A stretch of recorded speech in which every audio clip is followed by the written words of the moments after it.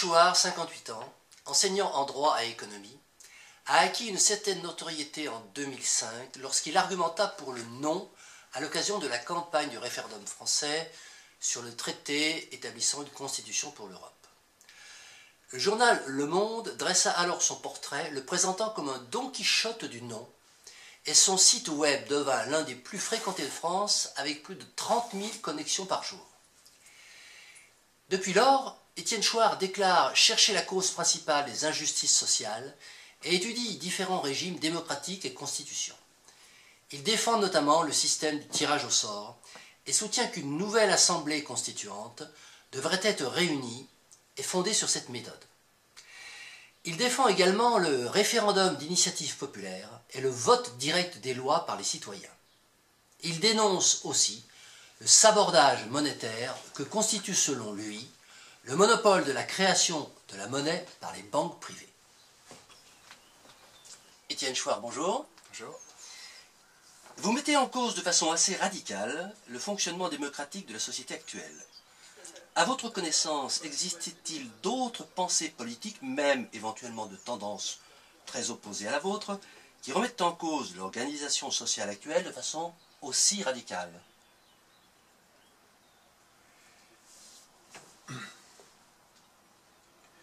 Ah oui, il y a plein de pensées radicales qui contestent l'organisation politique actuelle. Commencer par le communisme, mais il y a plusieurs formes de communisme, les communismes autoritaires, le communisme, donc le marxisme, le communisme libertaire, les anarchistes, les fascistes aussi, si j'ai bien compris, le national-socialisme conteste le système de façon radicale et violente. Et je ne les connais pas tous, hein. Je ne connais pas toutes les pensées radicales, il y en a d'autres, mais la critique et la proposition démocratique est très proche de ce que je lis chez les anarchistes. En tout cas, la plupart des anarchistes, parce que là aussi, les anarchistes, c'est une nébuleuse, c'est un archipel, comme dirait Michel Onfray. Et il y a vraiment des gens très différents parmi les anarchistes. Il y a des gens que j'ai du mal à lire, comme Stirner, qui sont vraiment très très très égoïstes. Individualistes. Individualistes de façon extrême. Mais en même temps, j'ai l'impression que des gens comme Stirner, avec qui je me sens presque rien en commun, c'est presque. Il y a une résistance, c'est comme un balancier qui va trop loin dans l'autre sens, une résistance à la domination, qui a son utilité. C'est extrême, c'est trop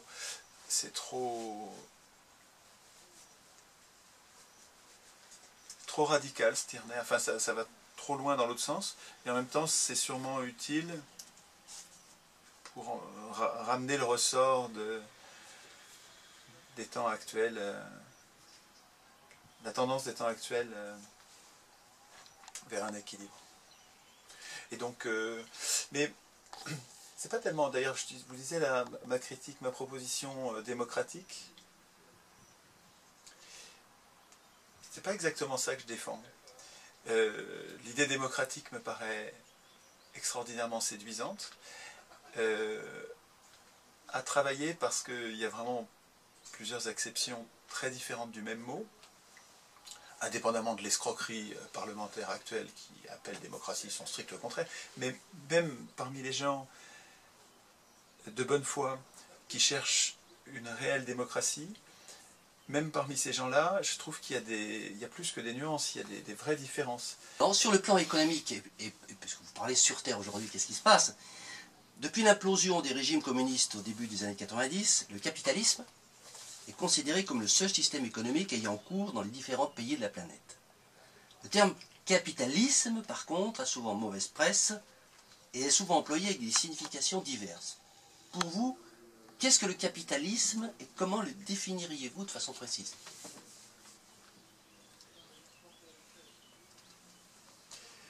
Alors, moi je dis plus capitalisme, je dis crapulisme. Parce que c'est une définition. Je trouve que le mot, c'est pas une définition, mais c'est un, comment dire, c'est un mot qui porte plus en lui la critique radicale qu'il mérite. Parce que quand on dit capitalisme, on dirait, enfin ça pourrait être défendable. Or, je trouve que le système qu'on appelle capitaliste n'est pas défendable.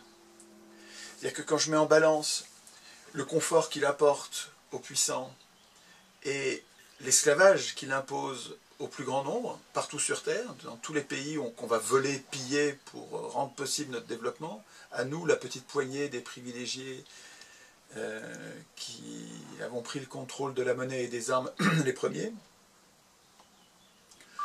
je dis, il me semble que c'est indéfendable. Voilà, donc, ça, c'est un jugement. C'est un jugement on y reviendra sûrement. Alors, mais, alors, pour vous, qu'est-ce que c'est comme définition? Quelle est l'âme du capitalisme? Quel est son moteur? En fait, quel est son facteur générateur principal? Ou les facteurs générateurs principaux? Je pense que ce qui a rendu possible le capitalisme et ce qui permet de comprendre ce qu'il est en profondeur, c'est ce qui s'est passé. Alors, c'est d'une part le type de monnaie que nous utilisons. Là, je remonte vraiment aux racines profondes du capitalisme. Je pense que le type de monnaie que nous utilisons conduit au capitalisme.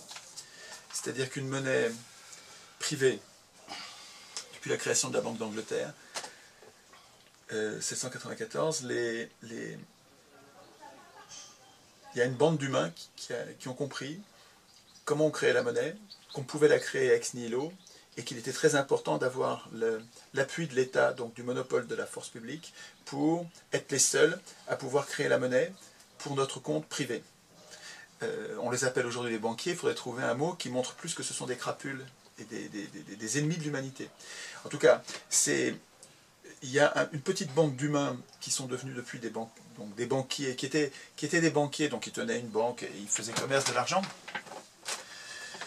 mais qui se sont arrogés ou qui ont obtenu par corruption, par pression sur les princes qui avaient besoin de monnaie pour faire la guerre. Guillaume d'Orange avait besoin d'argent, c'était le roi d'Angleterre, avait besoin d'argent pour faire la guerre. Lui, il n'avait pas compris comment on créait la monnaie. Les banquiers avaient de l'argent.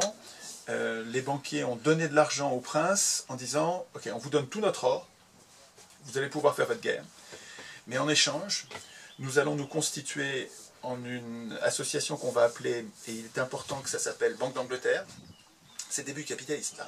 C'est pour ça que je vous en parle. Hein. Je ne suis pas en dehors du sujet. Hein. Non, dans la définition du capitalisme. On vous donne tout notre or, qu'on accumule en faisant du commerce depuis des siècles. On vous donne tout notre or, mais en échange, on s'appelle Banque d'Angleterre. Ça, c'est important pour l'escroquerie. De donner l'apparence que c'est public. Sinon, ce serait inacceptable. Et les humains ne laisseraient pas faire. Ils laissent faire parce que ça s'appelle Banque d'Angleterre. Ensuite, ça s'appellera Banque de France, Banque d'Allemagne, etc. Et à chaque fois, c'est une escroquerie, à chaque fois, c'est privé. Et même quand ça devient public après, vous allez voir, c'est encore sous contrôle privé. Mais enfin bon, on doit s'appeler Banque d'Angleterre. En échange de l'or qu'on vous donne, vous nous donnez des titres pour une valeur équivalente. C'est-à-dire qu'en fait, ils n'avaient rien donné, puisqu'ils avaient la valeur équivalente, parce qu'ensuite, ils allaient pouvoir faire commerce des titres en question. Et puis la possibilité d'en créer. La possibilité d'en créer davantage. Et c'est le début de la banque, et c'est le début du capitalisme. De l'accumulation de la monnaie, avec le droit pour des acteurs privilégiés d'en créer, alors pas au départ autant qu'ils veulent, mais aujourd'hui on en est arrivé à un stade où ils en créent autant qu'ils veulent. Mais, à mon avis, ça c'est une monnaie donc privée, rare, parce que ces gens-là savent bien qu'ils ne gardent leur pouvoir que si la monnaie qu'ils se sont donnés, qu'ils se sont arrogés le droit de créer est rare, parce que c'est la rareté de la monnaie qui rend possible leur chantage par rapport à toute la société. Les banquiers ne peuvent faire chanter la société que parce que la monnaie est rare et parce qu'ils en sont les producteurs. c'est absolument majeur pour comprendre la tenaille dans laquelle on est, ça. Je veux dire, nous sommes la proie des banquiers parce que nous les laissons créer la monnaie, et cette monnaie, ils la créent en trop petite quantité pour nous. Pour eux, ils s'en créent des quantitative easing, ils appellent ça. Mais c'est pour eux. Quand on crée des milliers de milliards là en ce moment, c'est pour eux, c'est pas pour nous. Et cette organisation sociale dans laquelle une poignée d'individus prend la création monétaire et se débrouille pour que la monnaie soit rare, si vous combinez ça au fait que la monnaie garde sa valeur, ne se détériore pas, et c'est pour ça qu'ils tiennent absolument à ce qu'il n'y ait pas d'inflation, elle incite à accumuler, elle incite à capitaliser, elle incite à faire d'État, parce que nous autres humains, on est comme des animaux d'ailleurs, hein. On se projette sur l'avenir, on sait qu'on va manquer, par peur de manquer, on fait d'État, des provisions, et on fait aussi des provisions d'argent. Et quand on fait des provisions d'argent, quand on fait des tas d'or, on en prive, si l'or est rare, si la monnaie est rare, on en prive les autres. Et donc, une monnaie privée, rare, coûteuse, qui ne perd pas sa valeur, je pense que ce type de monnaie nous conduit, et là c'est presque, c'est anthropologiquement, c'est presque comme une loi de physique qui nous dépasse complètement. Une monnaie de cette nature nous conduit à accumuler et donne un pouvoir antisocial à ceux qui ont accumulé, à ceux qui ont trop d'or. Et donc les implications sont politiques, mais parce que c'est une monnaie qui rend possible un chantage de ceux qui ont de la monnaie par rapport à ceux qui n'en ont pas. Et donc il y a dans le type de monnaie que nous utilisons, il y a une des racines principale, une énorme racine, une cause principale du capitalisme. Mais c'est pas tout. En deuxième racine, mais secondaire, parce qu'en fait elle a été rendue possible par la première. Mais il y a une grosse racine du capitalisme, une condition de faisabilité qui permet d'expliquer et ensuite donc de lutter et de le remplacer, hein, mais qui permet de comprendre le capitalisme, qui est le processus politique qui s'est passé à la fin du XVIIe en Angleterre, à la fin du XVIIIe en Allemagne, en France, en Allemagne et aux États-Unis, qui sont les révolutions qui font tomber les princes qui étaient des monarchies absolues et qui donc étaient supérieurs sur le plan politique aux banquiers, et les banquiers ont fomenté, financé et pris le contrôle de révolutions qui ont chassé leurs seuls adversaires, qui étaient les princes, les clergés, la noblesse. Révolution bourgeoise.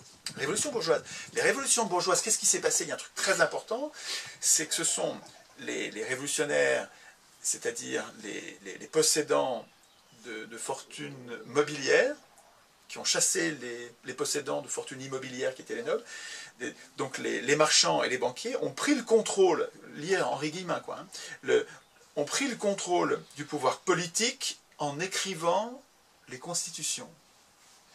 Et en écrivant les constitutions, ils se sont rendus maîtres du pouvoir politique, en mettant en place un faux suffrage universel avec une fausse démocratie ou une fausse république dans laquelle, soi-disant, le peuple a le pouvoir, mais en fait c'est eux les riches qui choisissent les candidats et qui donc choisissent les acteurs politiques. Ils se sont rendus maîtres du système de production de règles de droit, et c'est ça le capitalisme. C'est les riches qui prennent le contrôle de la production du droit et qui s'écrivent les règles, qui se font écrire par leurs marionnettes les règles de droit qui permettent l'accumulation du capital, qui permettent la toute-puissance, le droit inviolable et sacré qu'est le droit de propriété dans la Déclaration des droits de l'homme. C'est pas un hasard. Ils le vivaient comme le centre, les constituants de 1789, le centre de la Déclaration des droits de l'homme, brillant et incandescent, c'était la propriété est un droit inviolable et sacré. La propriété. Et donc, quand les riches du moment mettent la propriété, c'est-à-dire la pérennité de leur domination monétaire, au centre des valeurs de la société, là on a un système pérenne, j'espère qu'il n'est pas trop, qui est le capitalisme, dans lequel les riches se donnent le moyen de produire le droit qui va leur permettre d'être encore plus riches et de condamner les autres aux travaux forcés.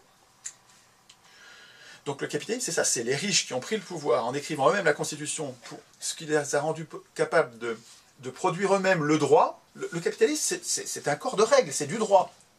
C'est du droit qui rend possible la domination des propriétaires sur les non-propriétaires. Le capitalisme produit aussi accessoirement la société de consommation. Cette société de consommation est souvent critiquée au motif qu'elle pousserait les individus à acheter des biens superflus, notamment par l'action intensive de la publicité. Certains vont même jusqu'à parler d'une colonisation de l'imaginaire, qui obligerait ainsi virtuellement les individus à consommer les produits de la société industrielle, produits qu'ils ne désireraient pas vraiment au fond d'eux-mêmes, s'ils n'étaient pas ainsi conditionnés. Que pensez-vous de cette vision des choses ? Je suis assez d'accord avec la formulation. Ce qu'il y a, c'est que c'est second. C'est-à-dire que c'est...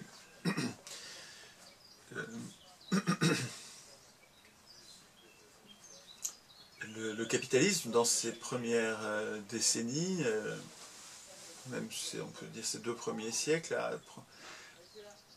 a fait l'objet de résistance terrible. Les humains l'ont vu venir, le capitalisme. Les humains l'ont vu venir et l'ont détesté et l'ont combattu. Le premier, c'est Rousseau. Enfin, le premier que je connaisse, c'est Rousseau. Il y a une conférence de Yves Vargas sur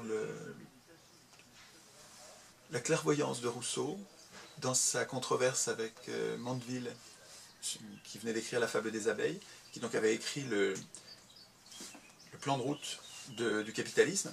Et Rousseau le voit venir, se lève contre, et ça s'est appelé la querelle ou la controverse du luxe. Et Rousseau a vu venir le capitalisme, s'est levé contre, et le capitalisme avec les philosophes qui le défendaient, les Lumières qui défendaient le capitalisme, qui défendaient les physiocrates, et qui se prétendaient la lumière, la raison, et qui en fait étaient cupides et intéressés. Il faut voir le cas Voltaire est complètement emblématique. Et donc Rousseau s'est levé contre le capitalisme et les philosophes qui le défendaient, et pour ça il a été persécuté, littéralement persécuté. Donc l'histoire de Rousseau, Rousseau devrait être l'icône, et c'est tout à fait lié à votre question, parce que la querelle du luxe, Rousseau était déjà contre la société de consommation. Il était déjà contre la vanité, la vacuité, l'inanité des besoins matériels et du luxe, donc de la société de consommation. Et l'icône, si nous devions choisir un personnage emblématique pour représenter les 99%, la multitude, le plus grand nombre, les gens normaux, les gens, je sais qu'il y a des gens qui n'aiment pas il y a des penseurs politiques qui n'aiment pas cette espèce de globalisation qui fait comme s'il n'y avait pas de différence. Mais nous avons une cause commune, les 99%, nous avons une cause commune, c'est d'être condamnés aux travaux forcés par les 1% les plus riches. Donc ça fait quand même une cause commune malgré toutes les différences. Et l'emblème, l'icône des 99%, ça devrait être Rousseau et pas Voltaire. Parce que c'est Rousseau qui nous défendait. Rousseau était le philosophe des pauvres, enfin des pauvres, des 99%. Et donc, sur la société de consommation,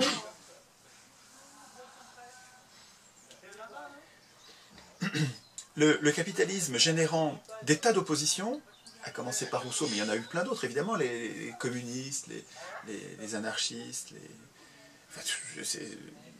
des résistances au progrès, il y en a eu plein, et qui se sont souvent terminées dans un bain de sang, parce que les privilégiés, alors ça c'est vraiment une permanence historique, les privilégiés sont prêts à massacrer, littéralement, avec du sang et des morts par dizaines de milliers, ou centaines de milliers, ou par millions, massacrer ceux qui se mettent en travers de leurs privilèges. Les grands privilégiés deviennent fous, donc ils sont prêts à tuer pour ça. Et donc les penseurs, les résistants au système capitaliste ont été massacrés.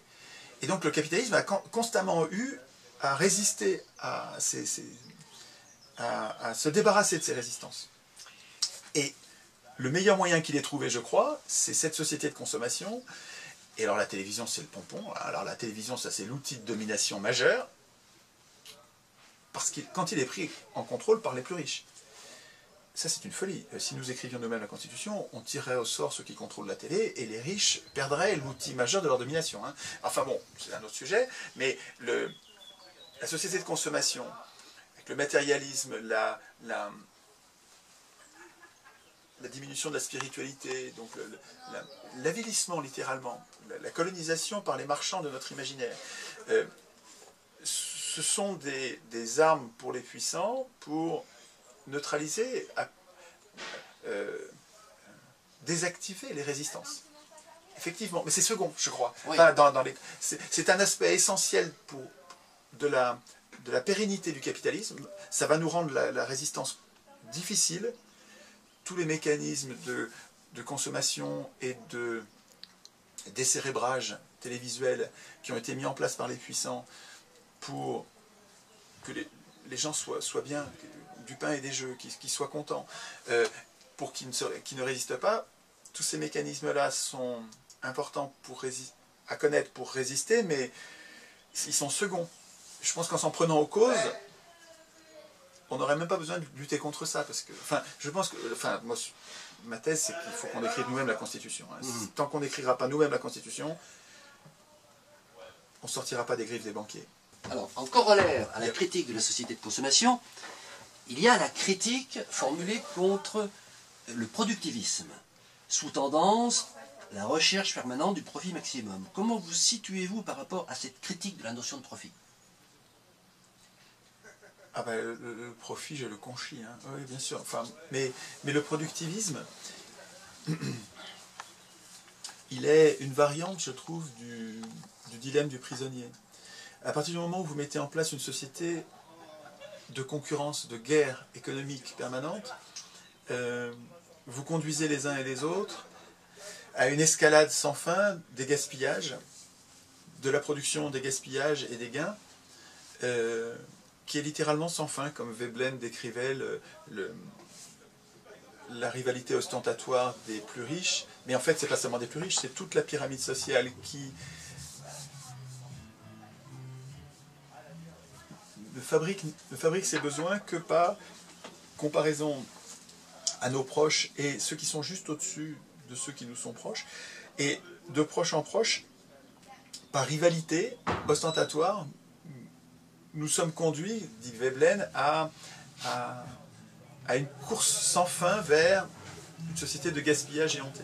Mais c'est parce que, enfin, il me semble que, quand je cherche les causes premières, il me semble qu'une société dans laquelle la compétition, la guerre, la lutte est instituée comme la règle centrale de la société, de la vie économique, on est conduit à ça.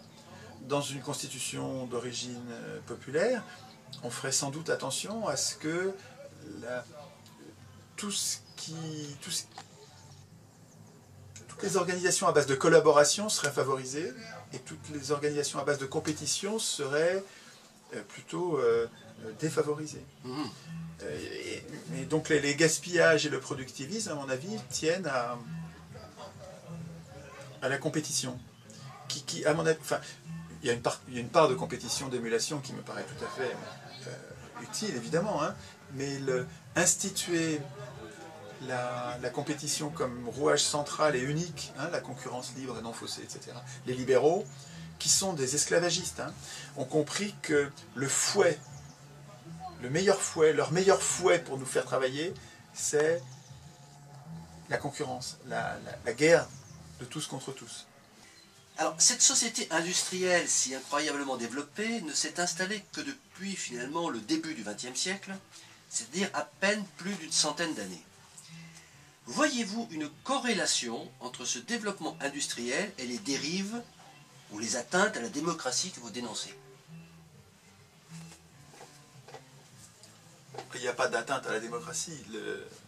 On est dans une plutocratie, c'est le régime des riches par les riches pour les riches depuis 200 ans, depuis les révolutions, depuis le XVIIIe siècle. Est-ce que vous voyez une corrélation entre cela et le développement de la société industrielle? Ou peut-être n'en voyez-vous pas? Ben oui, bien sûr. La société industrielle et la mise au travail du corps social par ceux qui ont de l'argent. Ceux qui ont de l'argent nous condamnent aux travaux forcés, malgré tous les gains de productivité qu'ils obtiennent de nous avec le fouet de la peur du chômage, de la peur de manquer, de la peur de mourir faute d'argent.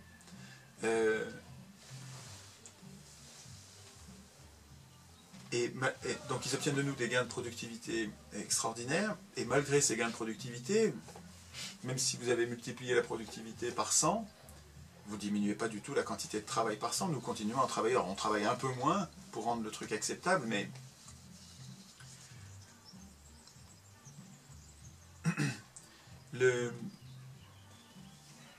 et en plus le système industriel, il est confortable pour les consommateurs qui bénéficient d'un pouvoir d'achat, il est extrêmement inconfortable pour ceux dans les pays industriels qui n'ont pas de pouvoir d'achat, et puis pour tous les pays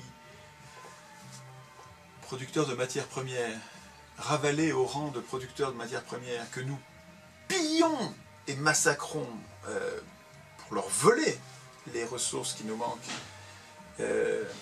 Pour cela, c'est légèrement inconfortable aussi. Donc,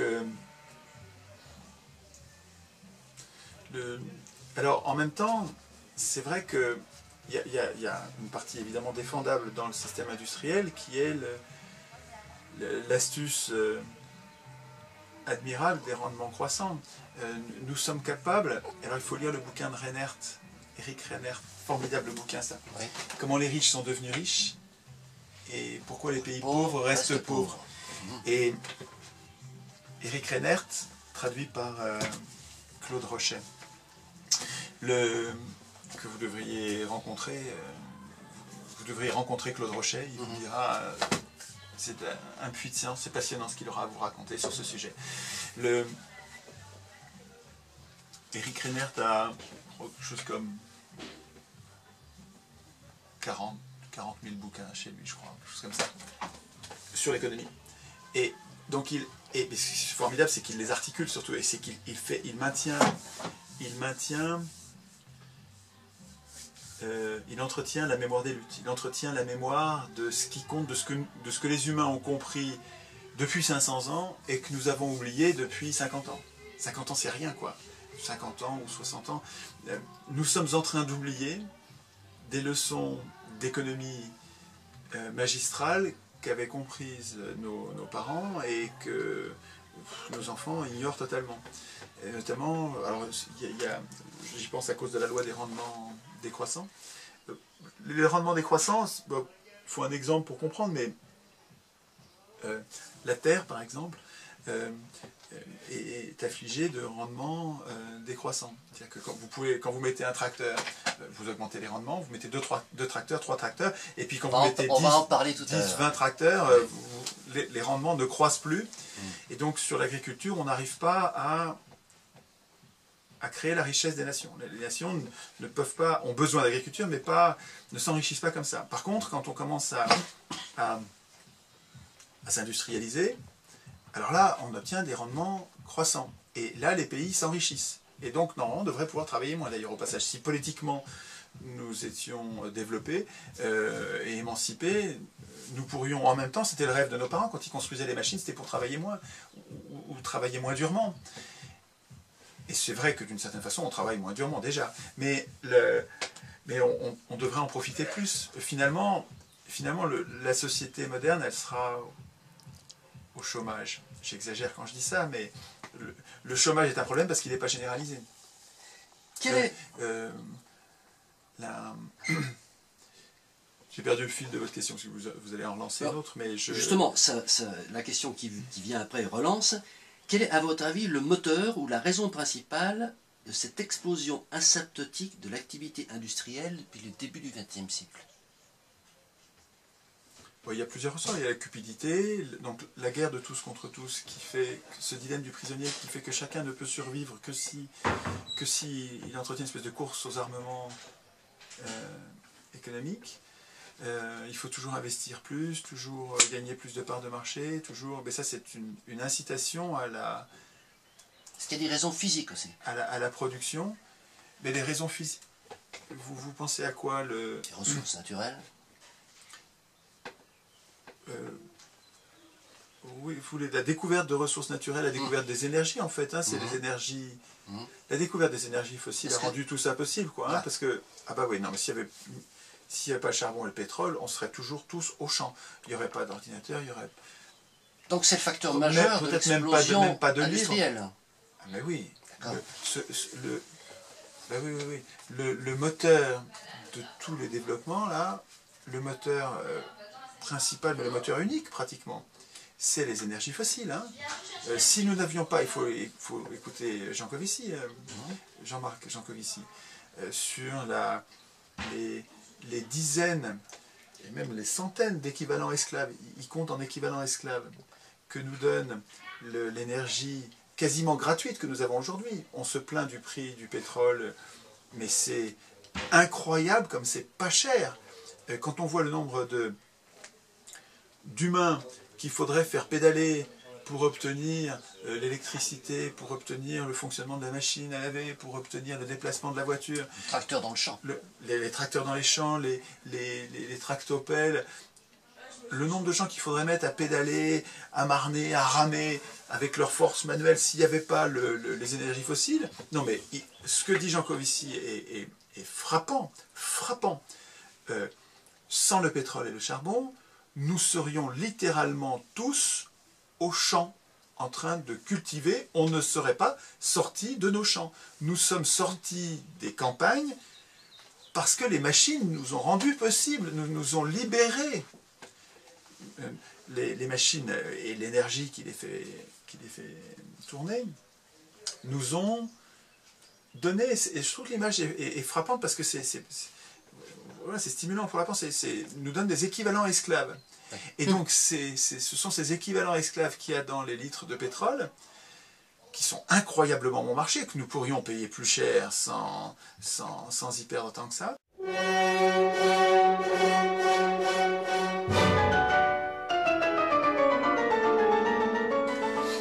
Avez-vous entendu parler des mouvements dits décroissants? Et oui, si oui, sûr, quel jugement portez-vous sur ces mouvements? Je dis dits décroissants, pour laisser vous voir. Oui, non, mais c'est très séduisant et très intéressant. Et là encore... Est-ce que vous distinguez plusieurs tendances chez ces mouvements ou pas? Oh, je ne pourrais pas être un exégète. Je ne les connais pas assez bien dans leurs détails pour en dresser la carte, mais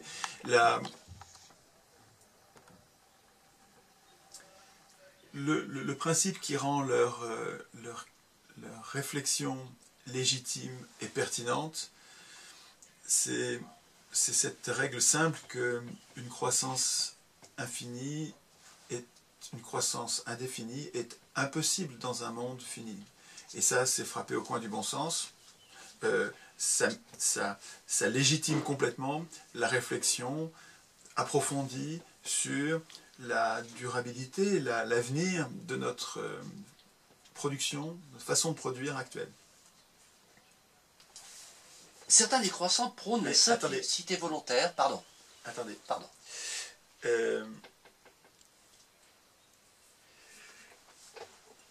Probablement faudra-t-il décroître. Mais avant de décroître, il me semble plus... Est-ce qu'il faudra décroître ou on sera obligé de décroître? On sera obligé de décroître. Sauf si les riches nous collent une guerre qui détruit tout, y compris les humains, consommateurs, producteurs, hein, et en détruisant tout, on règle le problème différemment. Et il me semble plus urgent de répartir différemment les richesses que de les produire différemment. Alors, en même temps, il me paraît évident, non pas si vaste, parce que ça revient à ma question qu'il faut qu'on écrive nous-mêmes la Constitution. Donc, mais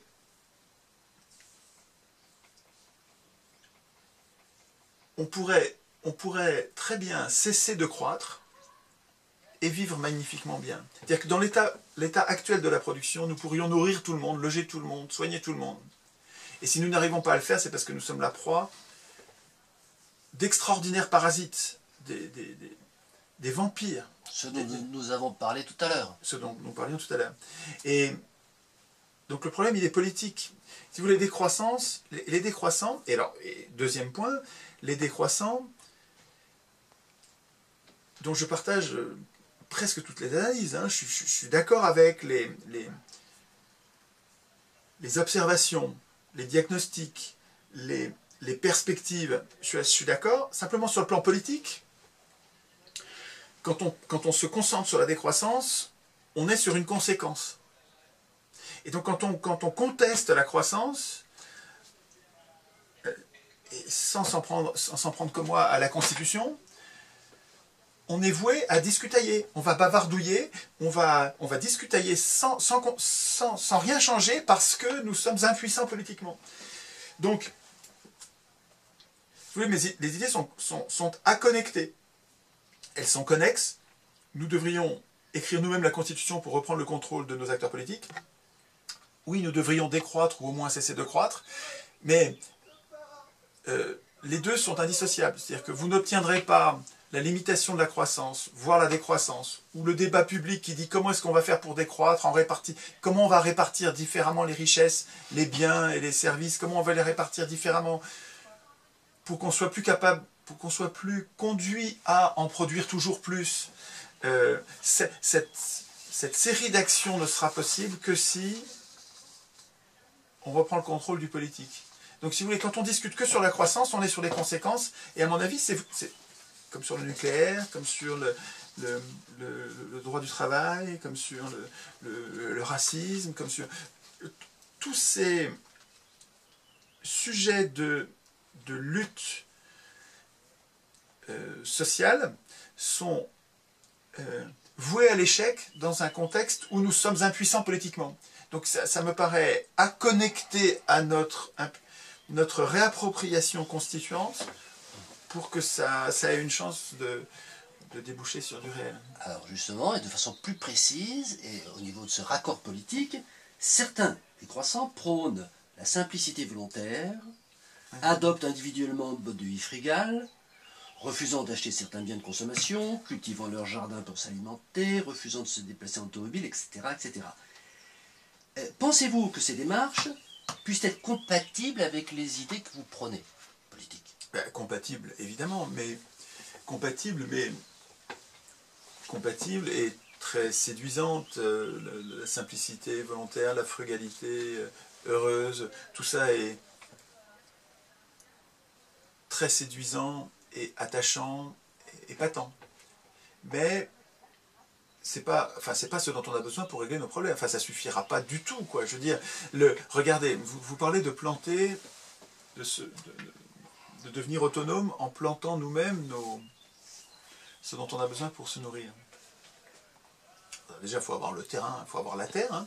Or, je vous rappelle que le capitalisme, qui est l'accumulation du capital, c'est aussi l'accumulation des terres, et qu'en fait, les grands propriétaires terriens empêchent la multitude d'être propriétaires d'une parcelle, c'est-à-dire que la plupart des humains ne sont pas propriétaires d'une parcelle et donc ne peuvent pas se nourrir parce qu'ils n'ont juste pas la terre. Mais c'est pas tout. Pour exploiter la terre, il va vous falloir des semences. Et bien, vous pouvez faire confiance aux maîtres chanteurs que sont les puissants du moment, que sont les capitalistes, les semenciers en l'occurrence. Vous pouvez leur faire confiance pour mettre en place, en se servant de l'État, c'est-à-dire de l'appareil coercitif dont ils ont pris le contrôle, et c'est ça qui rend le capitalisme possible, c'est qu'ils aient pris le contrôle de l'appareil coercitif, de l'État. Alors, un anarchiste comme Greber, il déteste l'État pour ça. Et il voudrait qu'il n'y ait pas d'État. L'État est le meilleur garant du capitalisme. C'est le verrou qui nous impose même le capitalisme, parce que les riches en ont pris le contrôle. Mais la solution, c'est pas de détruire l'État. Enfin, il me semble, là j'aimerais bien avoir une discussion avec Greber, mais il me semble qu'un État dont les citoyens auraient pris le contrôle, mais un contrôle vraiment démocratique, grâce au tirage au sort et surtout à l'écriture de notre Constitution, l'écriture de notre Constitution, rendrait l'État utile et non nuisible. En tout cas, vous pouvez faire confiance, je reprends ma phrase qui n'est pas terminée, vous pouvez faire confiance aux semenciers, aux capitalistes, aux maîtres chanteurs, pour se servir de l'État pour interdire carrément l'utilisation de semences. C'est ce qu'ils font. Et c'est ce qu'ils font, exactement. La loi existe. Mais c'est pour ça que je vous en parle. Donc, si vous voulez, c'est bien gentil de dire on va s'organiser, on va aller dans les alpages et puis on va vivre loin du monde une vie simple et à la Cro-Magnon, quoi, hein, heureux, loin de toute cette agitation. Ils vont vous rejoindre. Je veux dire, vous pouvez pas dire, enfin c'est un peu après moi le déluge, c'est-à-dire vous pouvez pas régler notre problème social en invitant les gens à régler ça de façon individuelle. Alors, il faut qu'on change en nous-mêmes, c'est-à-dire qu'on a un problème individuel. Il faut que nous changions. Je suis d'accord avec ça. Et je ne suis évidemment pas en désaccord avec l'idée qu'il faudrait que nous soyons plus frugaux, nous vivions de façon plus simple, moins luxueuse. D'accord.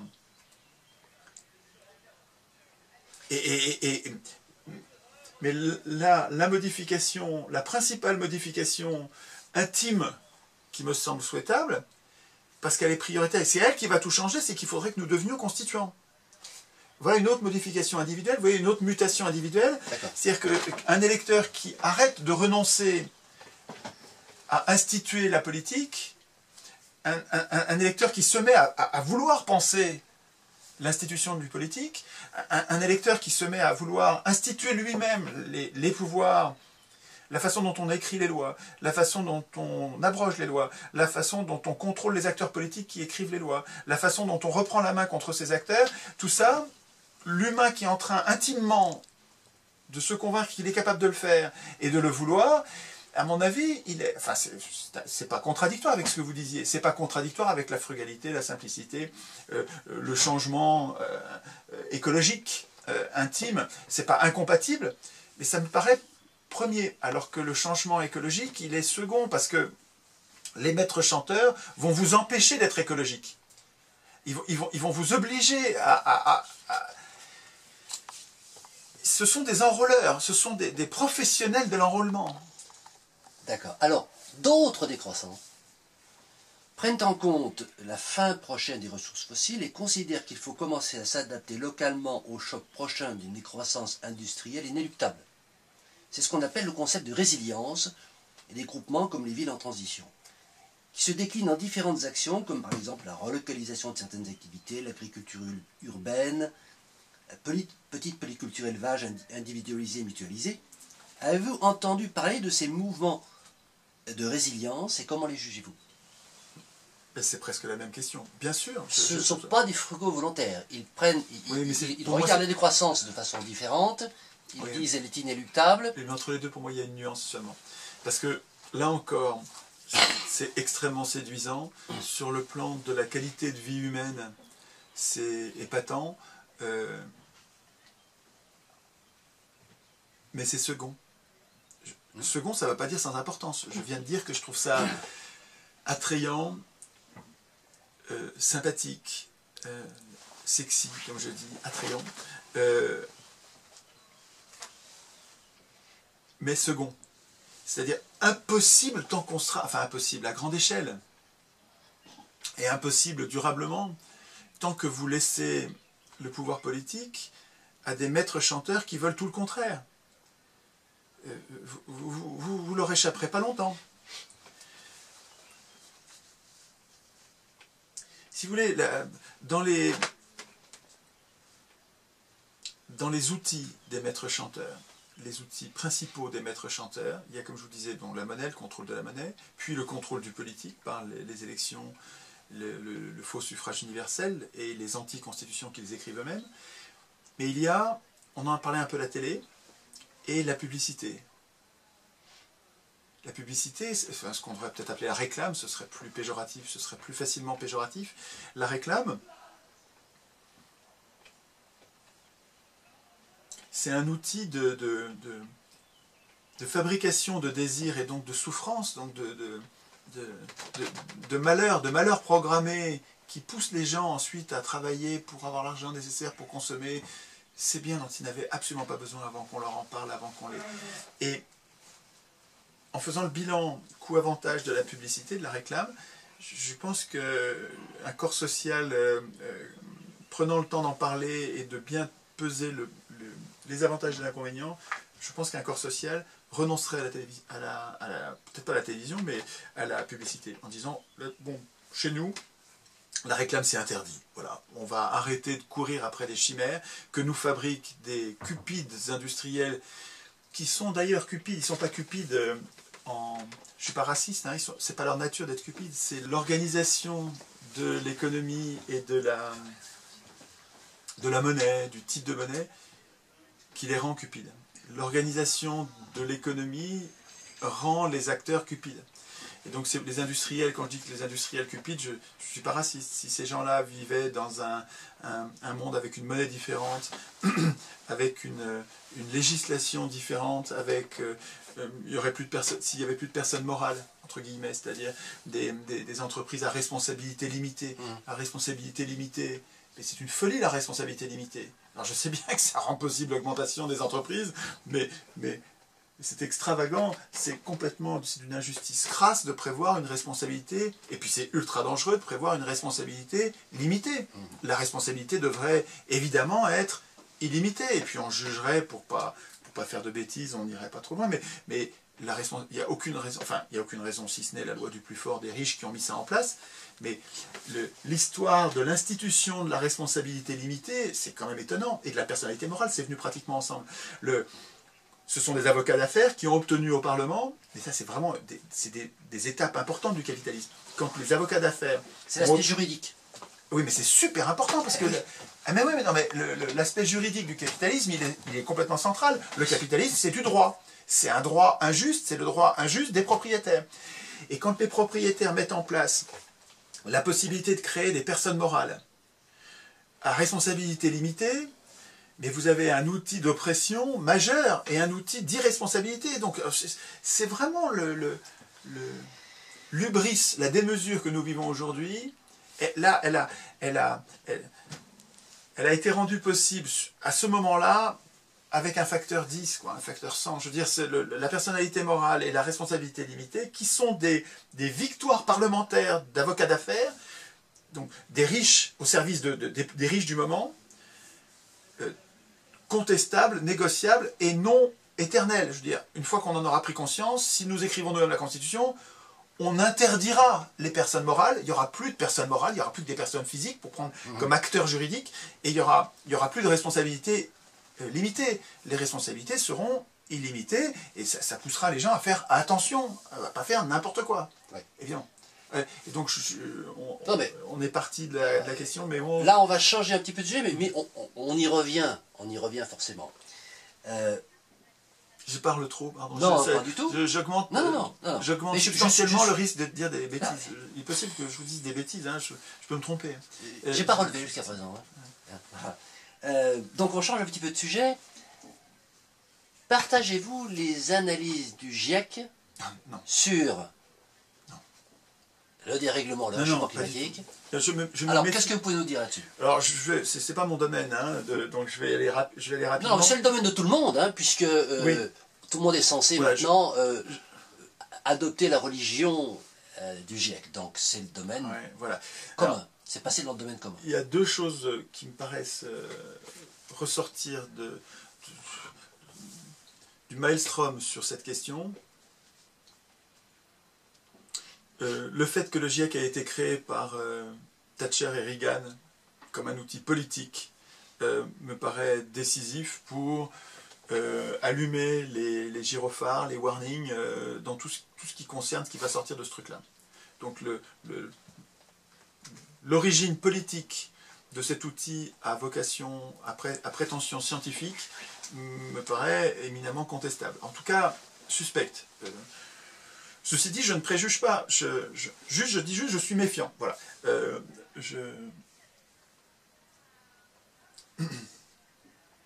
Je développe pas sur les mails qui ont été rendus publics, qui étaient échangés dans les organes dirigeants, entre les directeurs du GIEC, pour des mails où manifestement ces gens-là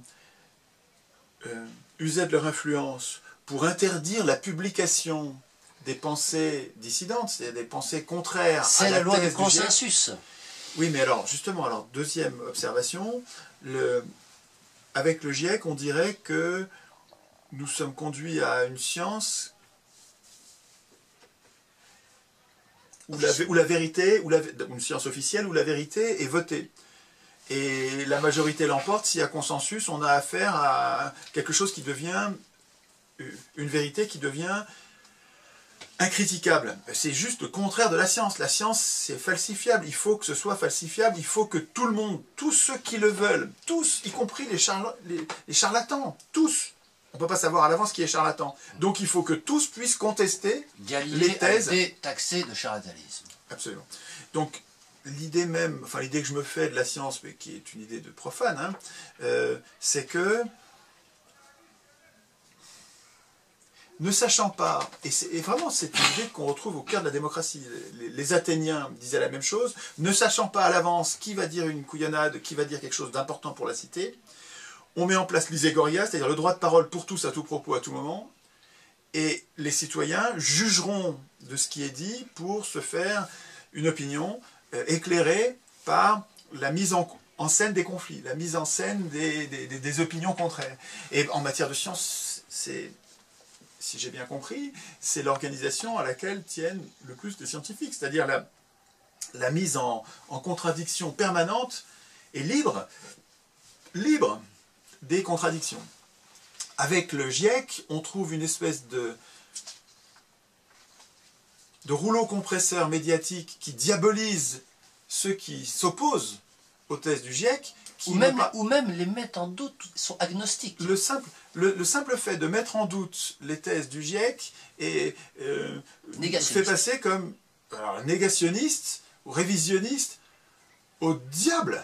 Au diable. Enfin, ça paraît absolument suspect, quoi. Suspect. Juste la situation dans laquelle quelqu'un qui critique est traité de négationniste, quel que soit le sujet, quel que soit le sujet, quel que soit le sujet.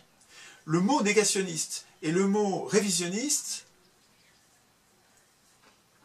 c'est-à-dire les incitations à croire, les injonctions à ne plus douter d'une vérité officielle, ça c'est Big Brother. Moi je suis en résistance contre le mot négationnisme, révisionnisme, et toutes ces injonctions de penser, ces interdictions de critiquer, cette espèce de carcan intellectuel.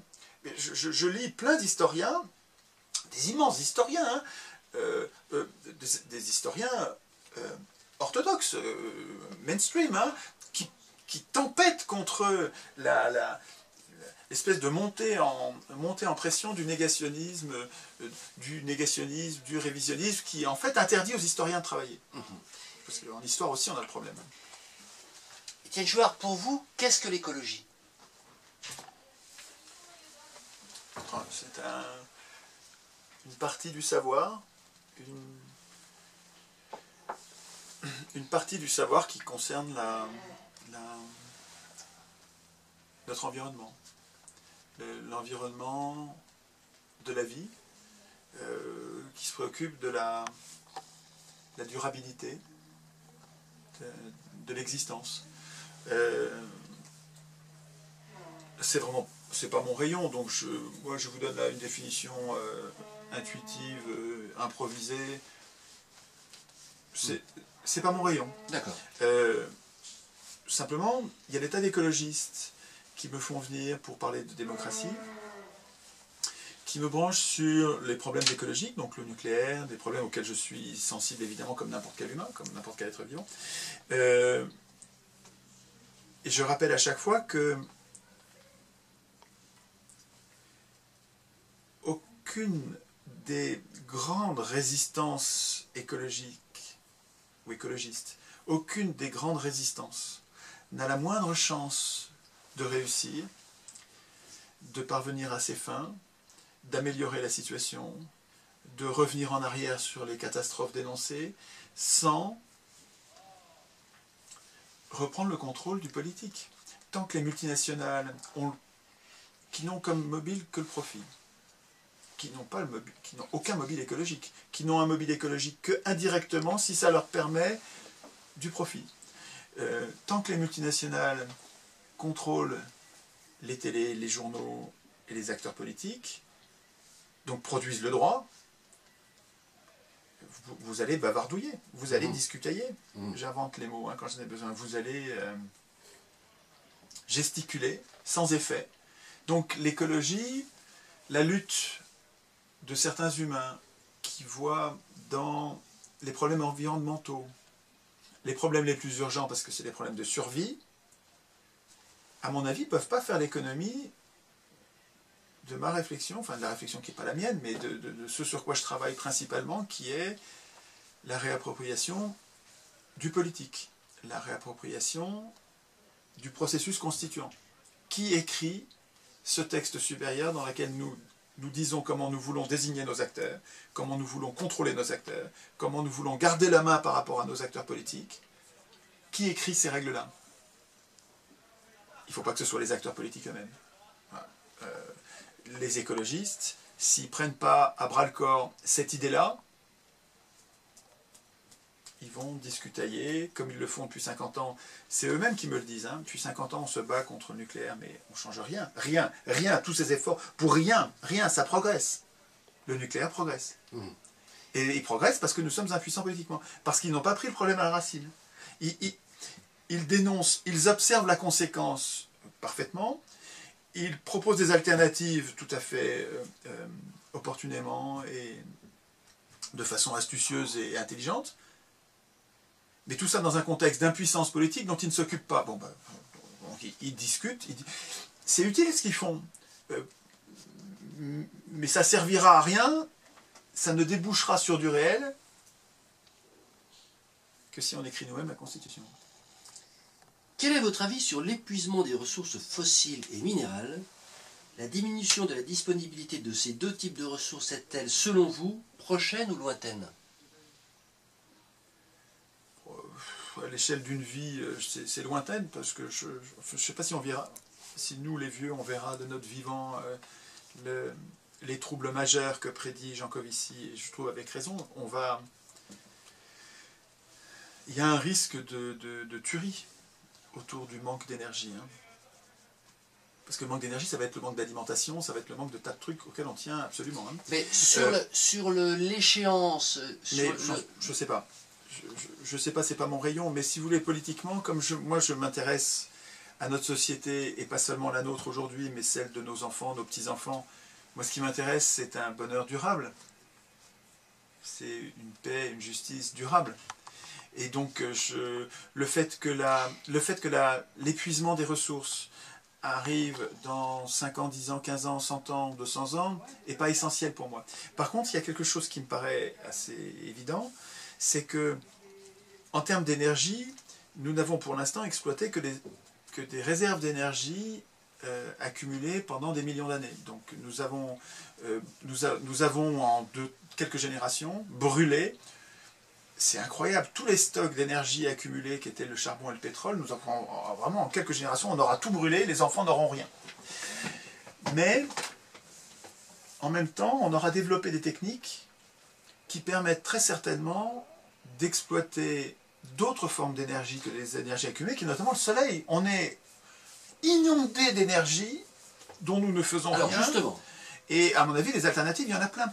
Et ces alternatives ne verront pas le jour. Encore une fois, c'est encore des conséquences, causes-conséquences. Je veux dire, moi je suis radical. Quand je vois que les multinationales de l'exploitation des énergies fossiles sont les maîtres des acteurs politiques, je ne m'étonne pas que ne puissent pas déboucher les recherches sur les énergies alternatives, des vraies recherches sur les vraies énergies alternatives qui soient de l'ordre de grandeur. Jean Covici a raison de dire que l'éolien, le photovoltaïque, tout ça, c'est pas l'ordre de grandeur de ce dont on a besoin pour remplacer les énergies fossiles. Mais par contre, c'est pas le torrent, c'est le tsunami d'énergie dont nous déverse le soleil, dont nous abreuve le soleil tous les jours. À mon avis, les humains seront capables de l'exploiter assez facilement avec le niveau technique, et pour l'instant, on a un problème politique. C'est-à-dire que on n'arrive pas à mettre en œuvre les politiques de recherche sur ces énergies de remplacement pour les mêmes raisons que celles qu'on décrit depuis tout à l'heure, depuis le début. Nous n'avons pas de représentants politiques. Nous n'avons pas de constitution, donc nous n'avons pas de représentants politiques, alors que les multinationales, les banques et les multinationales ont leurs représentants, leur constitution. Et eux n'ont pas intérêt à ce qu'il y ait des alternatives énergétiques. Donc alors, c'est pour ça justement, le pétrole, qui constitue actuellement le carburant de la quasi-totalité des transports mondiaux, c'est-à-dire le réseau veineux de la civilisation industrielle, transport par air, terre, mer, transport professionnel ou particulier. Pensez-vous que la diminution de la production de pétrole va entraîner une diminution correspondante de ces transports, ou au contraire que ces transports vont pouvoir se maintenir ou même continuer à croître grâce à la découverte d'un autre carburant? Et si oui, lequel? Oui, on trouvera d'autres carburants. D'accord. Je pense qu'on trouvera d'autres carburants. C'était la question. Je pense, enfin je me trompe peut-être, là c'est vraiment pas mon rayon, mais le lien avec mon... C'est le rayon de tout le monde, hein. On utilise l'essence tous les jours. Oui, donc, mais si vous voulez, le lien avec ce que je fais, c'est vraiment la même réponse. C'est la décision d'investissement. Elle est politique, l'investissement dans la recherche sur des alternatives. Elle est politique et elle pose des problèmes de financement, donc des problèmes économiques. Sur les deux sujets, nous sommes la proie des banquiers. Nous n'avons pas le financement, nous avons perdu la capacité de financer nous-mêmes. Les puissances publiques ne peuvent plus produire l'argent nécessaire pour financer les recherches, par exemple, sur ces secteurs. Et les acteurs politiques qui seraient capables de prendre ces décisions de recherche à grande échelle sur ces alternatives, ces acteurs sont au service... Est-ce que vous pensez que le lobby pétrolier freine mais oui, les ou la recherche sur des carburants alternatifs? Enfin, évidemment. Enfin, ça me paraît évident. D'accord. Et c'est logique. Enfin, c'est logique. Tout pouvoir va jusqu'à s'y trouver une limite. Toutes les forces vont jusqu'au bout de leur force. Leur intérêt, leur cupidité, leur intérêt les conduisent à prendre le contrôle des acteurs politiques pour que soient menées les politiques qui leur sont favorables, et c'est ce qui se passe. Bon, ben, on va me dire que je suis complotiste, ben voilà, ils ont qu'à dire que je suis complotiste, je m'en fous. C'est juste logique et c'est juste la vérité. On a le droit de l'être. Et moi, je m'estime avoir le droit de l'être. J'estime que j'ai le droit de l'être.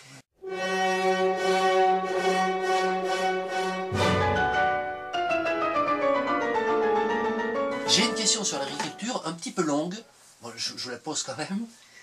L'agriculture actuelle est très fortement dépendante du pétrole pour le carburant des tracteurs et des divers engins de récolte, pour les engrais, les pesticides, les fongicides, les herbicides et autres produits phytosanitaires. Le pétrole est également indispensable pour le transport des récoltes vers les industries agroalimentaires et des produits transformés vers les centres de distribution. Plus tous les produits plastiques. Voilà. Par ailleurs, l'intensification de l'agriculture depuis 60 ans a provoqué une dégradation des sols en humus, ce qui nécessite d'employer toujours plus d'engrais pour maintenir les rendements à leur même niveau.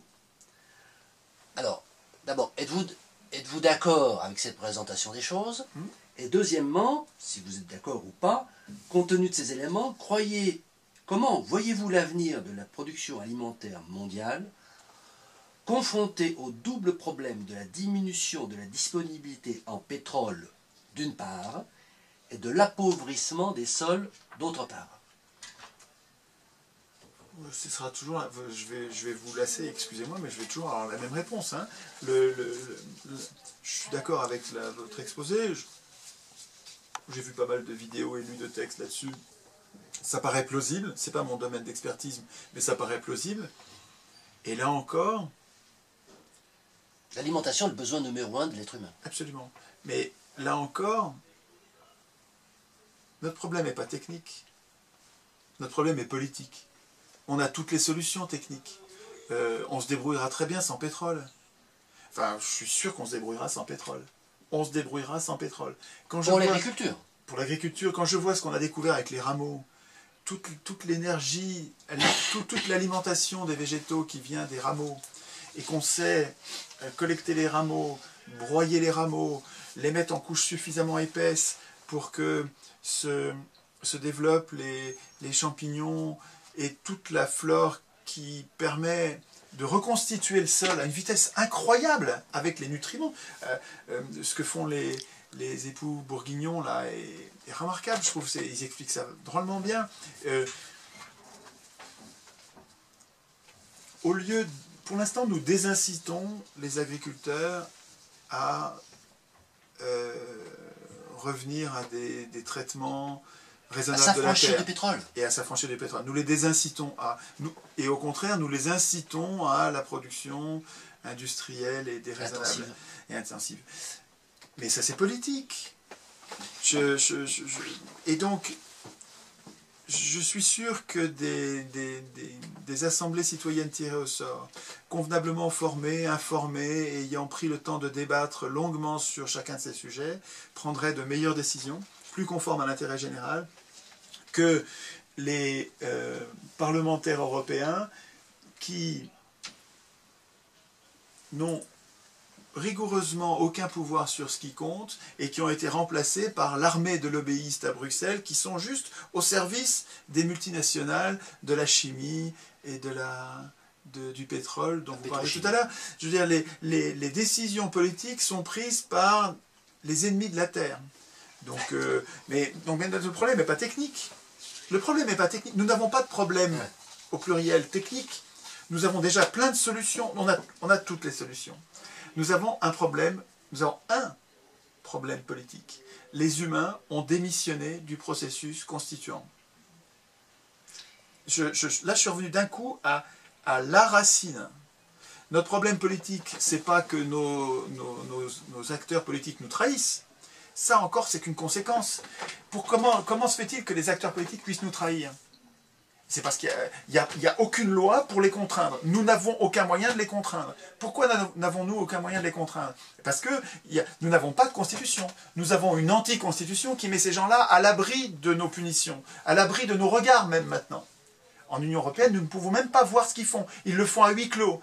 Et les décideurs reçoivent les lobbies loin de nos regards.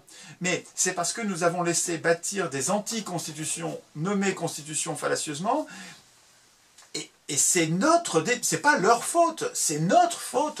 Nous avons démissionné. Et ça se dégrade sans arrêt, ça va finir en camp de travail, c'est pas la faute des autres. Si le pouvoir va jusqu'à ce qu'il y ait une limite, et s'il fait comme s'il n'y avait pas de limite, on dirait que leur hubris, leur démesure est sans fin. Oui, c'est le cas parce que nous ne mettons aucune limite. Notre dépolitisation, c'est notre problème politique. Notre complexe d'infériorité, notre paresse, notre inculture, notre complexe d'infériorité quand nous croyons que nous allons nous tromper, que nous avons peur de mal faire, quand tout ça accumulé fait que nous renonçons à écrire nous-mêmes notre constitution. C'est ça notre problème. Pour continuer dans la relation entre politique et énergie, l'industrie nucléaire en France a été imposée au peuple sans débat préalable ni consultation populaire. Elle est contestée aujourd'hui par une certaine partie de l'opinion publique, notamment après l'accident de Fukushima. Considérez-vous que l'énergie nucléaire, alors sans parler de sa validation ou pas par le suffrage universel, mais enfin sans parler, je souhaiterais que vous en parliez, mais considérez-vous que sur le plan technique, cette industrie doivent être maintenue, et pensez-vous qu'elle puisse même être développée pour compenser la diminution prochaine du fossile? Pas du tout. Pas du tout. Je trouve cette technologie ultra dangereuse. C'est extraordinaire, mais tellement dangereux. Il y a une folie à considérer que le risque étant minime que l'accident survienne est rendu vraiment très minime par des tas de procédures d'ultra-sécurité. Et le risque, lui, par contre, la gravité de l'accident, elle, est terrible, terrible. Un accident nucléaire pose un problème de santé publique gigantique. Et le fait de multiplier ce problème énorme par un tout petit risque, le fait que ça conduise à dire finalement ça rend le risque acceptable parce que finalement il n'y a pas tant de risques, alors que si le risque advient, si l'événement advient, alors on est dans la catastrophe, c'est une aberration sur le plan du bien commun. Des gens normaux auraient discuté du sujet avant de prendre la décision, ils auraient pesé ils auraient dit, ouais, ok, c'est pas, il y a très peu de chances pour que ça arrive, mais si ça arrive, nous sommes tous morts, dans des souffrances épouvantables, on ne va pas faire ça. On ne va pas le faire. Il faut que le risque soit à 0. Or, il n'est pas à 0. S'il n'est pas à 0, on ne prend pas cette décision. Êtes-vous favorable Donc, à un référendum en France? Mais c'est plus que ça. Oui, c'est plus que ça. C'est plus qu'un référendum. Un référendum, il va être truqué. Il faut que ce soit un référendum d'initiative populaire. Il faut que ce soit nous qui posions la question. Parce que si le référendum, c'est le pouvoir qui le pose, il va poser la question à sa manière comme d'habitude. Il va vous dire, est-ce que vous êtes favorable à l'indépendance énergétique que procure le nucléaire? Alors là, vous avez mélangé deux trucs, et puis finalement, les gens, ils veulent bien l'indépendance. Et vous allez obtenir un oui en faussant la question. Ou en... Non, il faut que ce soit nous qui posions la question. Il faut que ce soit nous qui posions la question et qui puissions la poser à tout moment. C'est-à-dire que quand on s'aperçoit l'année suivante qu'on a voté une couillonnade l'année d'avant, eh bien, il faut qu'on puisse revoter à nouveau de notre propre initiative. Le nucléaire, ça sert à faire chauffer de l'eau. Hein, il s'agit de faire chauffer de l'eau pour faire marcher des turbines qui produisent de l'électricité. On a 1000 autres moyens, enfin on a 1000 autres, il y a bien d'autres moyens avec le soleil. Avec le soleil, vous faites converger des miroirs, vous les mettez dans le désert, vous faites converger les miroirs vers une centrale pour faire chauffer la cocotte, hein, qui fait chauffer de l'eau. Vous produisez de l'électricité, vous la convertissez en continu pour qu'elle soit transportable. L'électricité, vous la transportez dans tous les pays de l'hémisphère nord et sud à partir d'usines que vous auriez faites sur toute la bande de désert qu'il y a autour de la Terre. On n'a pas de problème technique, on saurait bien faire bouillir de l'eau sans prendre le risque nucléaire. Je veux dire, cette hypothèse-là ou d'autres, le travail de Petit là-dessus, Jean-Pierre Petit, c'est lui qui développe cette idée que je trouve très séduisante de centrale thermique avec le soleil, donc très rudimentaire, avec des miroirs, de nombreux miroirs. C'est le solaire thermique. Voilà, c'est très séduisant, la ressource est permanente. Le solaire photovoltaïque, qui lui est beaucoup moins bien, oui, et polluant, et puis et pas pérenne. Mais ce solaire-là qui demande juste c'est pas le miroir de Hubble, hein, c'est des miroirs très faciles à produire et pas. Les Américains font ça dans les aires de Morave. Cramer Junction, c'est du solaire thermique. Voilà. Et pourquoi est-ce qu'on ferait pas ça tout autour de la Terre? Et puis ensuite, on envoie l'électricité partout sur Terre où il n'y a pas de désert. Ce serait, voilà une solution, par exemple, une alternative, mais qui n'adviendra pas tant que les politiques sont le jouet des lobbies du pétrole. Je veux dire, ou du nucléaire. Le lobby du nucléaire et du pétrole empêche les prises de décision politiques. Donc c'est encore politique. Je veux dire, c'est pas mon sujet, le nucléaire. Mais il suffit de se pencher un peu sur la question pour voir que le problème, une fois de plus, le problème n'est pas technique, le problème est politique. Et donc ceux qui se bagarrent sur le nucléaire devraient se préoccuper du processus constituant. Ils devraient se poser la question, mais qu'est-ce qu'on peut faire? Qu'est-ce que nous écrivions dans la Constitution? Comment est-ce que nous pouvons favoriser, en plus de la résistance au nucléaire, comment est-ce qu'on peut favoriser l'éclosion un peu partout d'ateliers constituants populaires dans chaque village, dans chaque quartier, dans chaque immeuble, sur le sujet, sur la Constitution, puisque rien n'adviendra sans que le peuple reprenne l'écriture, reprenne le contrôle de sa Constitution. Compte tenu des enjeux énergétiques et métalliques dont nous venons de parler, pensez-vous qu'un déclin... Métallique, des métaux. Oui. Enjeu énergétique et pénurie de métaux aussi, fer, cuivre, zinc, etc. Donc, enjeu énergie et de métaux. Pensez-vous qu'un déclin industriel soit à envisager pour les prochaines décennies?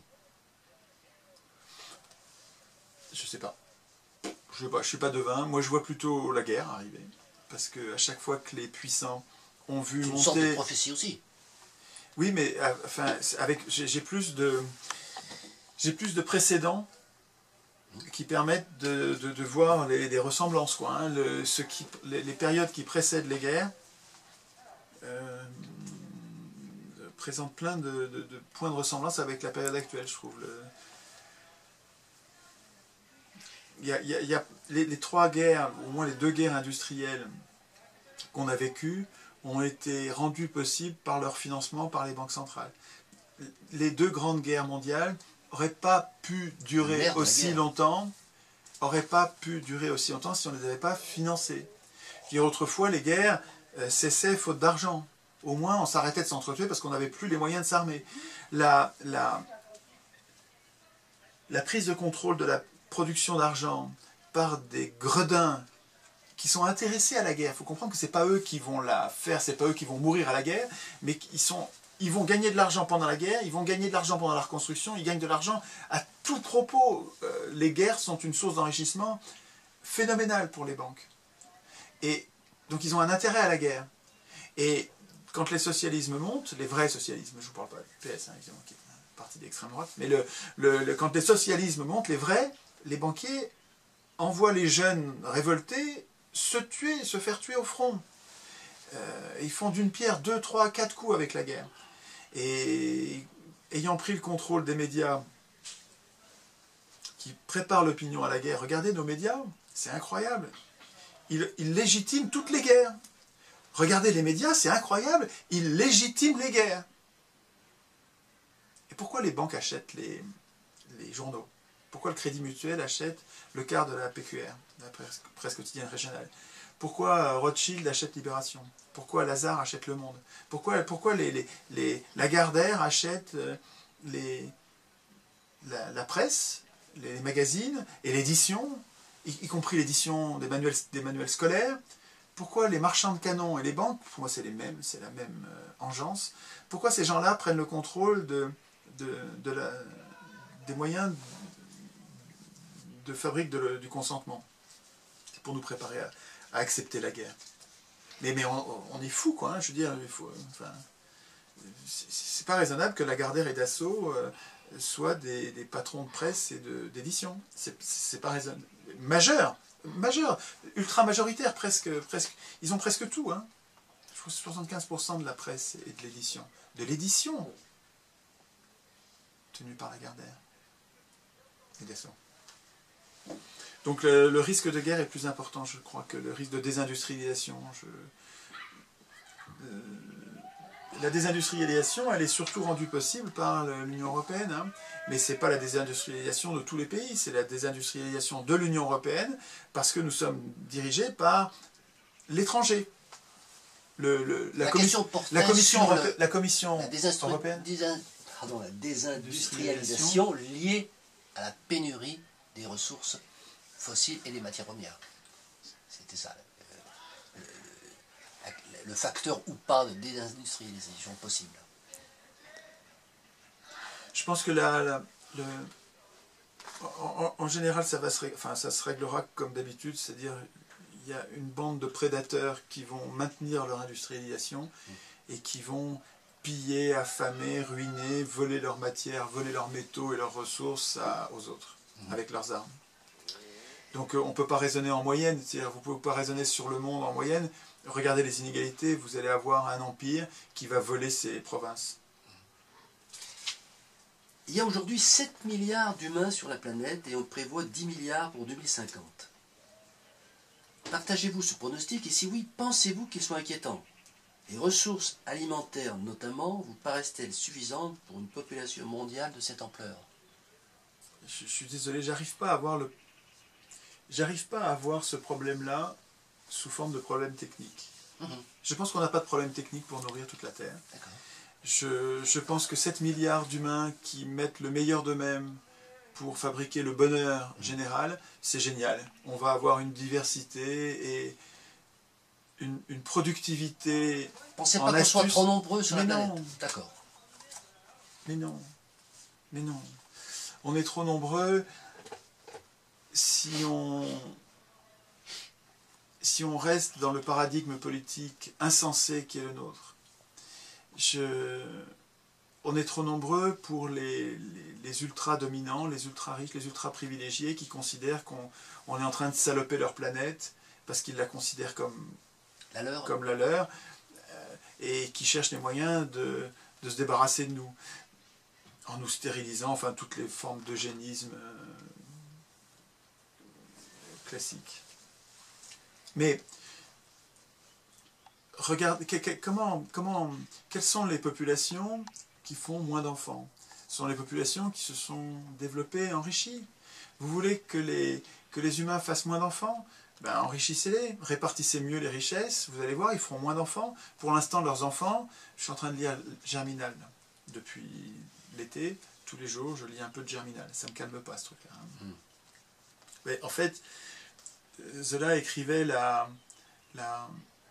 c'est un journaliste, il écrivait la réalité sociale de la fin du 19e, et c'est étonnant comme on retrouve les mêmes rouages aujourd'hui, avec des intensités ou des points de fusion différents, mais vraiment, il y a des clés de lecture dans l'hubris des riches pour nous condamner aux travaux forcés dans les mines. Dans Germinal, il y a vraiment ces... Et pourquoi je vous disais ça? J'ai perdu mon fil. On parlait de démographie, hein, de la surpopulation mondiale ou pas. Et là, je pense que nous serions vraiment capables, politiquement, d'organiser une répartition des richesses qui permettrait à la fois la frugalité dont vous parliez, mais en même temps la satisfaction des besoins vitaux et la dignité de chacun parmi les 7 milliards, et en développant... Ah oui, je sais pourquoi je vous parlais de Germinal, c'est parce que dans Germinal, on voit bien que les enfants étaient une assurance vie pour les parents. C'est-à-dire que les enfants, très tôt, étaient mis au boulot à la mine, et comme ils étaient si mal payés que quand tu n'avais pas d'enfants, tu crevais de faim. Littéralement, tu crevais de faim. Il fallait avoir des enfants pour travailler, pour faire un petit complément de salaire. Mais c'est dérisoire. Mais juste de quoi survivre, quoi. Et quand l'enfant partait parce qu'il allait se marier, c'était une catastrophe pour la famille. Et partout sur Terre, en fait, les enfants servent beaucoup à survivre. Et quand on s'enrichit, quand on devient plus autonome, on a moins besoin d'enfants comme des ressources. Là, il faut comprendre que les enfants sont vécus comme des ressources, pas seulement comme des objets aimés. Je pense que les 7 milliards dont vous parlez, là, qui font trop d'enfants par rapport à leur richesse, la solution est politique. Si nous reprenions le contrôle politique de nos sociétés partout sur Terre, on enrichirait, sans excès, mais on enrichirait tous ces pauvres qui n'auraient plus besoin de faire tant d'enfants pour survivre, et vous auriez la régulation. Quels sont, à votre avis, les grands enjeux des années à venir? Quel système politique idéal concevez-vous pour les accompagner? Vous nous en avez déjà parlé un petit peu, mais comment pensez-vous que ce système puisse s'installer? Alors, sur ce sujet-là, je peux parler 8 heures. Il faut que je fasse court. Oui. C'est la règle.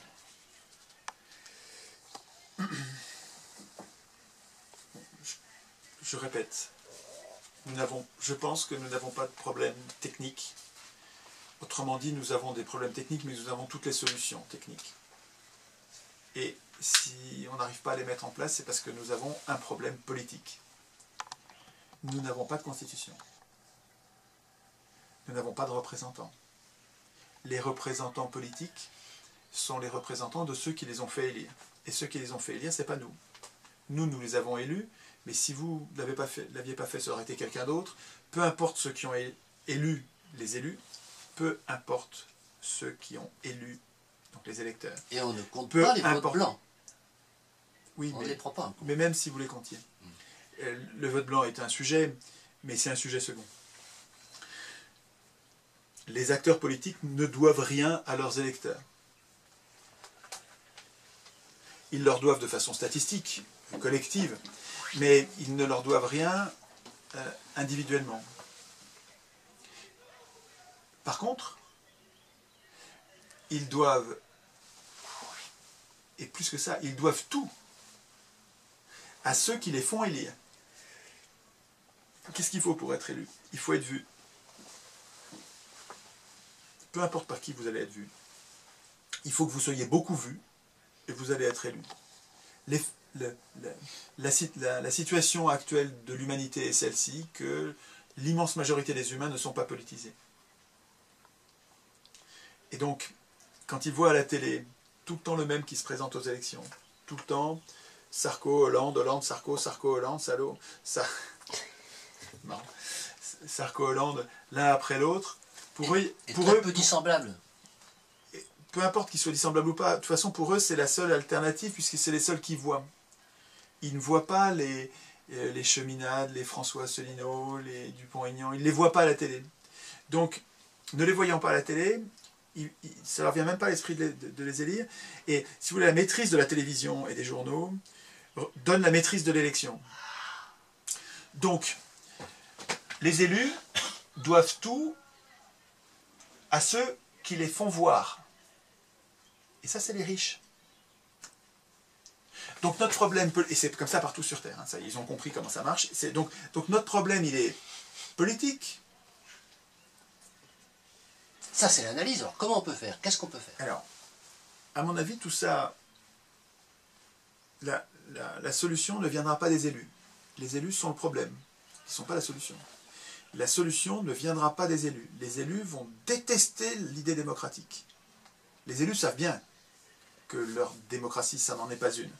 Et quand ils nous voient en défendre une, réelle, c'est-à-dire une forme d'autogouvernement, ils ne le diront pas parce que ce n'est pas politiquement correct, ce serait un aveu par rapport à l'opinion publique, donc ils vont faire semblant éventuellement de défendre cette idée, mais je vous dis, moi, qu'ils vont la saboter. Les élus vont saboter l'idée démocratique, c'est-à-dire le tirage au sort en politique, le fait que ce soit le peuple qui écrive lui-même la Constitution. Les élus vont haïr cette idée. Les médias qui sont possédés par les riches et qui font partie du système de domination vont détester l'idée. Les industriels et les banquiers vont détester l'idée. L'idée démocratique, l'idée plus que démocratique, l'idée des ateliers constituants populaires, elle va avoir contre elle tous les pouvoirs. Rien que ça. Donc vous allez avoir un torrent de calomnie en réseau concentré contre lequel il va falloir résister avec juste notre jugement, avec notre esprit critique. Il va falloir qu'on reste ferme contre les calomnies en disant effectivement ce qu'il nous faut c'est écrire nous-mêmes la Constitution. Je pense que nous n'avons pas de Constitution, nous n'avons pas de représentants, tout simplement parce que nous avons renoncé à écrire nous-mêmes la Constitution et nous avons donc renoncé à écrire nous-mêmes, chacun d'entre nous, nous avons renoncé parce qu'on n'a jamais appris et parce qu'on n'en a jamais parlé pour l'instant. Il n'y a pas eu ce déclic de conscience qui a lieu en ce moment. Autrefois, il n'a pas eu lieu. Bon, là, il a lieu, et l'Internet nous donne le moyen de l'éducation populaire qui permet de nous affranchir. On n'a pas besoin des médias, on n'a pas besoin des élus, on n'a pas besoin des riches. Entre nous, avec l'Internet, nous pouvons organiser une éducation populaire, c'est-à-dire une contagion entre nous, pour nous passer le mot. Ce n'est pas aux hommes au pouvoir d'écrire les règles du pouvoir, ce n'est pas aux élus d'écrire la Constitution, c'est aux simples humains d'écrire, de penser leur constitution et de la vouloir, de se rendre capables d'écrire et donc de lire, donc de juger, donc de critiquer, donc de protester quand quelque chose ne va pas dans le processus constituant. Et